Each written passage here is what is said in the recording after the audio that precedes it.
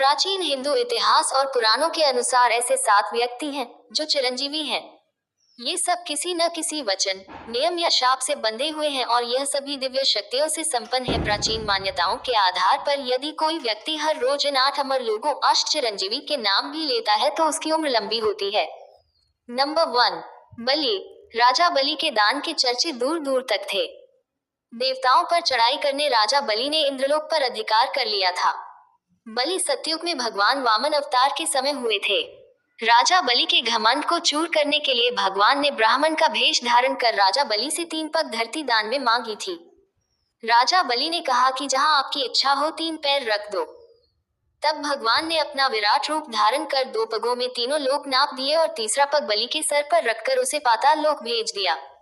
Number 2, Parshuram. Parshuram Ram के काल के पूर्व महान ऋषि रहे हैं। उनके पिता का नाम जमदग्नि और माता का नाम रेणुका है। पति परायणा माता रेणुका ने 5 पुत्रों को जन्म दिया, जिनके नाम क्रमशः वसुमान, वसुसेन, वसु, विश्वावसु तथा राम रखे गए। राम की तपस्या से प्रसन्न होकर भगवान शिव ने उन्हें फरसा दिया था, इसीलिए उनका नाम परशुराम हो गया। भगवान परशुराम राम के पूर्व हुए थे, लेकिन वे चिरंजीवी होने के कारण राम के काल में भी थे। भगवान परशुराम विष्णु के 6वें अवतार हैं। इनका प्रादुर्भाव वैशाख मास के शुक्ल पक्ष की तृतीया को हुआ, इसलिए उक्त तिथि अक्षय तृतीया कहलाती है। इनका जन्म समय सतयुग और त्रेता का संधिकाल माना जाता है। नंबर 3, हनुमान। अंजनी पुत्र हनुमान को भी अजर अमर रहने का वरदान मिला हुआ है। ये राम के काल में राम भगवान के परम भक्त रहे हैं। हजारों वर्षों बाद वे महाभारत काल में भी नजर आते हैं। महाभारत में प्रसंग है कि भीम उनकी पूंछ को मार्ग से हटाने के लिए कहते हैं तो हनुमान जी कहते हैं कि तुम ही हटा लो, लेकिन भीम अपनी पूरी ताकत लगाकर भी उनकी पूंछ नहीं हटा पाता है। नंबर 4, विभीषण। रावण के छोटे भाई विभीषण, जिन्होंने राम की नाम की महिमा जपकर अपने भाई के विरुद्ध लड़ाई में उनका साथ दिया और जीवन भर राम नाम जपते रहे। श्री राम ने उन्हें चिरंजीवी होने का वरदान दिया था। नंबर 5, ऋषि व्यास। महाभारतकार व्यास ऋषि पराशर एवं सत्यवती के पुत्र थे। ये सांवले रंग के थे तथा यमुना के बीच स्थित एक द्वीप में उत्पन्न हुए थे। अतः ये सांवले रंग के कारण कृष्ण तथा जन्मस्थान के कारण द्वैपायन कहलाए। इनकी माता ने बाद में शांतनु से विवाह किया, जिनसे उनके 2 पुत्र हुए, जिनमें बड़ा चित्रांगद युद्ध में मारा गया और छोटा विचित्रवीर्य संतानहीन मर गया।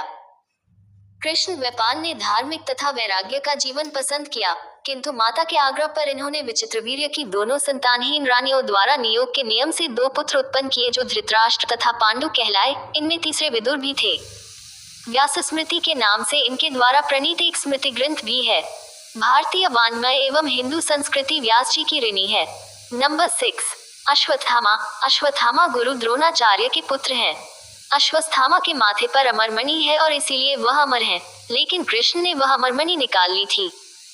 ब्रह्मास्त्र चलाने के कारण कृष्ण ने उन्हें शाप दिया था कि कल्पांत तक तुम इस धरती पर जीवित रहोगे, इसीलिए अश्वत्थामा 7 चिरंजीवियों में गिने जाते हैं।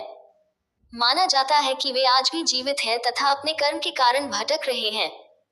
हरियाणा के कुरुक्षेत्र एवं अन्य तीर्थों में यदा कदा उनके दिखाई देने के दावे किए जाते रहे हैं। नंबर 7, कृपाचार्य। शरद्वान गौतम के एक प्रसिद्ध पुत्र हुए हैं कृपाचार्य। कृपाचार्य अश्वत्थामा के मामा और कौरवों के कुलगुरु थे। शिकार खेलते हुए शांतनु को 2 शिशु प्राप्त हुए। उन दोनों का नाम कृपी और कृप रखकर शांतनु ने उनका लालन पालन किया। महाभारत युद्ध में कृपाचार्य कौरवों की ओर से सक्रिय थे। अगर आपको इस तरह के और वीडियो चाहिए तो हमारे चैनल को शेयर और सब्सक्राइब करें।